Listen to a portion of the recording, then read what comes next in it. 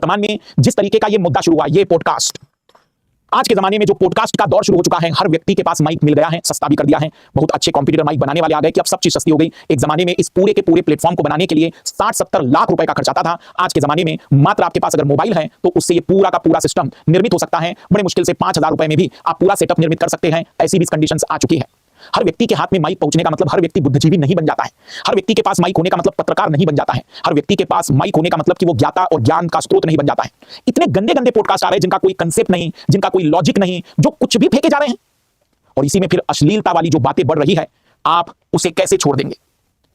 मैं जानता हूं कि पढ़ाने के नाम पर कई प्रकार के गलत धंधे भी यूट्यूब पर शुरू हुए, कई प्रकार की अश्लीलता यूट्यूब पर आज भी उपस्थित है।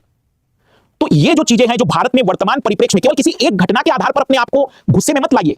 इस समस्या के समाधान के लिए एक गहन विचार विमर्श होना जरूरी है, और वो मेरे और आपके माध्यम से हम सबके द्वारा ही करके ये संभव हो पाएगा कि हम एक सही उपयोग की ओर आगे बढ़ पाएंगे।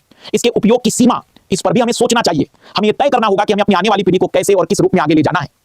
वर्तमान में जिस तरीके से कंटेंट समाज में गाली गलौज के कहें, समाज में अश्लीलता के कहें, या फिर हास्यप्रद को बेहतर करने के लिए निचले स्तर की हास्य घटनाएं कहें, यह आपको कहीं ना कहीं रोकनी पड़ेगी। और उसका सबसे बढ़िया विकल्प है दर्शक। जितना दर्शक इसको सही दिशा में ले जाएंगे, समस्या बहुत हद तक हल हो पाएगी। अतार्किक और अप्रामाणिक पॉडकास्ट बड़ी संख्या में अश्लील सामग्री, तथ्यों को तोड़ मरोड़ कर प्रस्तुत कर रहा है, जिसका मतलब कोई लेना देना नहीं उस घटना से, आप डायरेक्टली ब्लेम कर देंगे। सांप्रदायिकता संबंधी सामग्री, मैंने कई जगह पर बताया है कि इतिहास को जबरदस्ती पिरोया जाता है।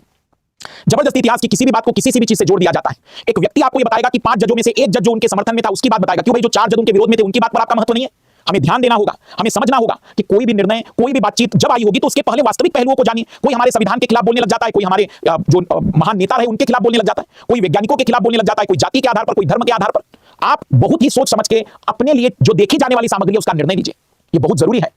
अश्लील कंटेंट में 1600% की वृद्धि। क्लीनवेड मार्विक गार्डेलर, ये एक संस्थान है, इसकी रिपोर्ट कहती है कि 2016 से 2023 के बीच में भारत के ओटीटी पर, यह सोशल मीडिया का रिकॉर्ड नहीं है, ओटीटी पर अश्लील कंटेंट 1600% बढ़ गया है। मतलब 16 गुना बढ़ गया है, पहले के मुकाबले 17 गुना हो गया है। बढ़ोतरी 16 गुना की है।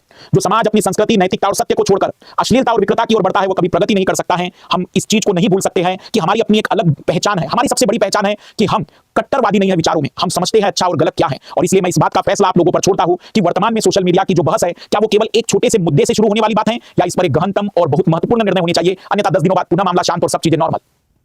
तकनीक नहीं बल्कि उसका इस्तेमाल उसके उचित और अनुचित होने का निर्धारण करता है। निबंध लिखा जा सकता है इस पर। सामाजिक संजाल साइट हिंदी देख लीजिए, जिसका सोशल नेटवर्किंग साइट क्या होती है, इन साइटों के क्या सुरक्षा उल्लंघने प्रस्तुत हैं, मतलब क्या सिक्योरिटी